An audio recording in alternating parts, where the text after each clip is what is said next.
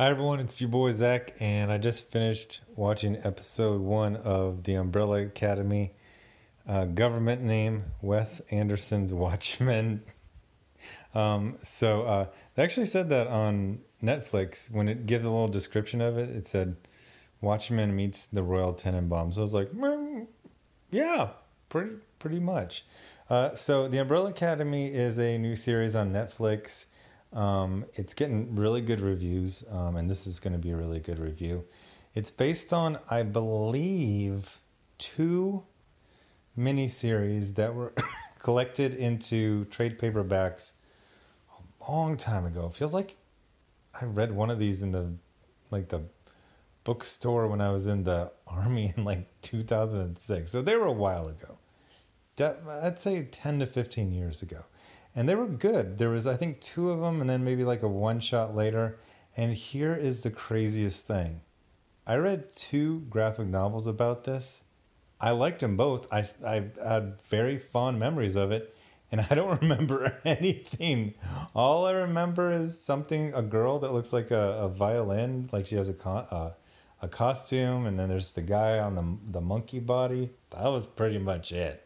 I think I might have liked it a lot more for the art by, I believe, Gabriel Ba. And so I was really into that.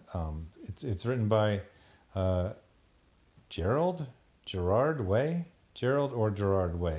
from My Chemical Romance, a band I've never heard ever, but he wrote some good comics. They're good.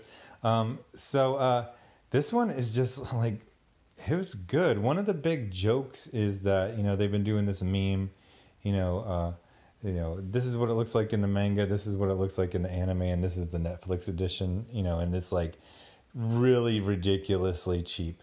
This one looked great. I mean, I'm watching Star Trek Discovery, which literally has a motion picture budget, and it looks like it. Now, this doesn't quite have it, but it's one of the best looking, I think actually set design and cinematography does a lot for it. Somebody was asking me right before, they go, is this the same mansion from Polar? I go, I don't know. I don't know. I remember the set design was very well, and it was very engrossing. Now I get the feeling they're going to be in that building a lot. So Umbrella Academy is about the X-Men, except for, it's pretty much the X-Men. It's the X-Men, it's Watchmen, it's every Wes Anderson movie ever. It's every movie where a bunch of squabbling siblings get together to bury a parent that they had a problem with. So anyway, Umbrella Academy is about these group of people who aren't related, who were born to women who weren't pregnant until 5 minutes before they gave birth to them. And they were all bought up by a guy named Father? I don't know what his name. He's barely in this thing at all. So then they went to the Xavier Academy for gifted umbrellas. Usually in movies or TV shows like this or comics, the father figure, all the kids or the students will say, oh, he's so harsh, he's such an a-hole, this, that, and the other thing, like the New Mutants said about Cable. But he really wasn't that bad. He was just kind of stern, and you could see that he was caring. With this guy, it definitely is not that way. He is very cold. He barely even talks. And there's this really kind of heartbreaking scene where their kids and their nanny, their robot nanny, who is called Mom, takes them to the study of the professor guy, whatever. And they're going to sleep. They're saying goodnight. And he doesn't even look up from his studies. And you can understand why these grown-ups hate him. So what happens is the professor, kind of father figure, dies. And all of the kids come back. There were 7 of them. 6 with powers, 1 without powers, 1 that was dead. This whole video is going to be spoilers, but we see the dead one in the final scene. So the thing that made this really, really good, first of all, it's probably one of the best written, directed, acted, and everything first episode for a show. Even a show I love like Gotham, the first episode is trash. It sucks. I would say Arrow season 1 had a really good first episode. But this one is better. They have to do a lot of stuff, and they accomplish everything. They have to establish, this whole world. effectively 7 different main characters and one father figure who dies, several side characters, and like everyone gets multiple good moments, scene, line, everything. So just going down the whole group in no particular order, they got Ellen Page starring as an extremely sad version of Ellen Page. So, movies, TV, they're entertainment.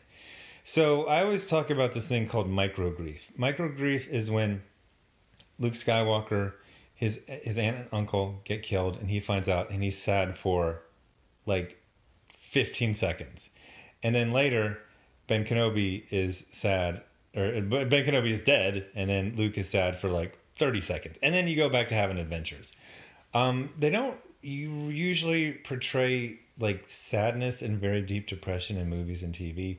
They usually do this kind of like quirky, cool, oh, I'm so depressed, I'm gonna kill myself. But like they look cool, their lives are awesome.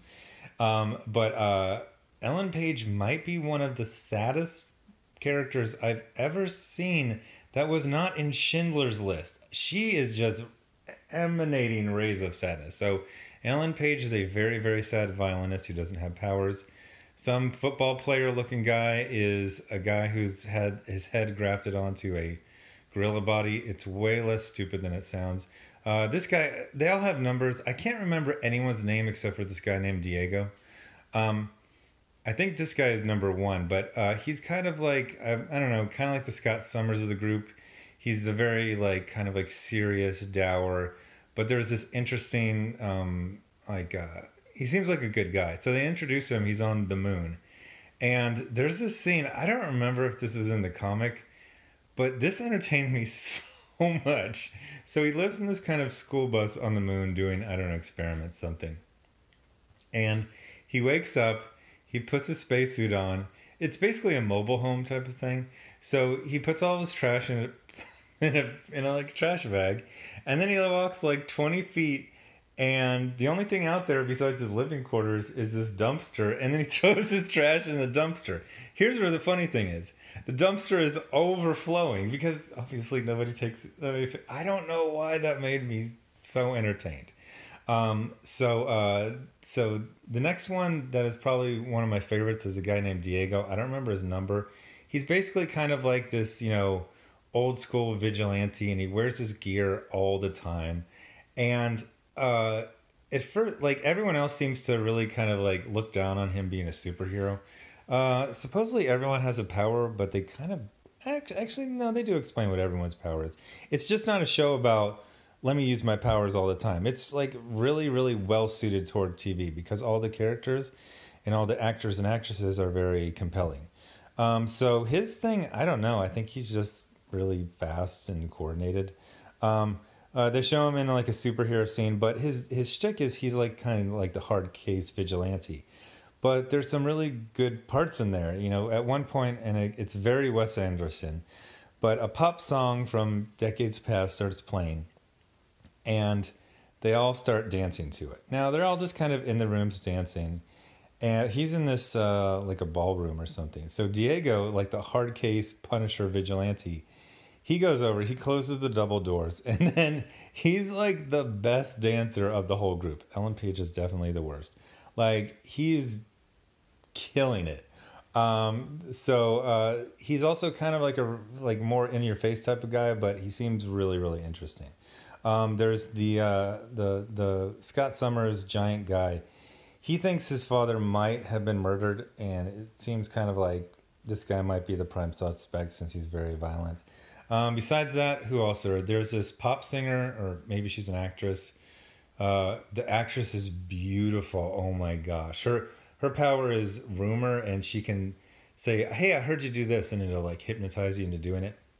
There's only really, there's like 4 action scenes. There's Diego stopping a robbery. There's a fight between Diego and whatever the giant is called. There's them as kids stopping or solving a bank robbery hostage situation. And then there's this other guy, I think he's 5.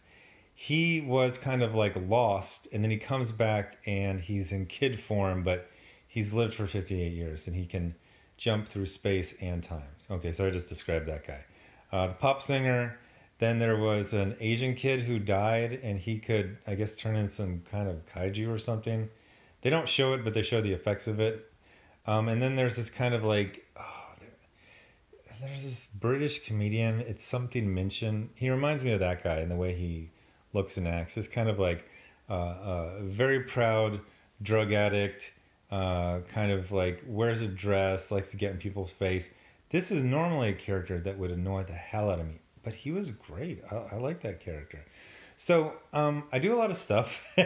So I usually don't have time to follow a series. The only series I'm following right now is Discovery. But I kept thinking, if I had more time, or if I was one of those people who had the capacity to binge something, I would definitely watch this. It was really, really interesting. It sets up a good mystery of who killed the father and some suspects. And it's just good. It's just really, really good. So check it out. It's on Netflix right now, and let me know what you think. Thanks for watching.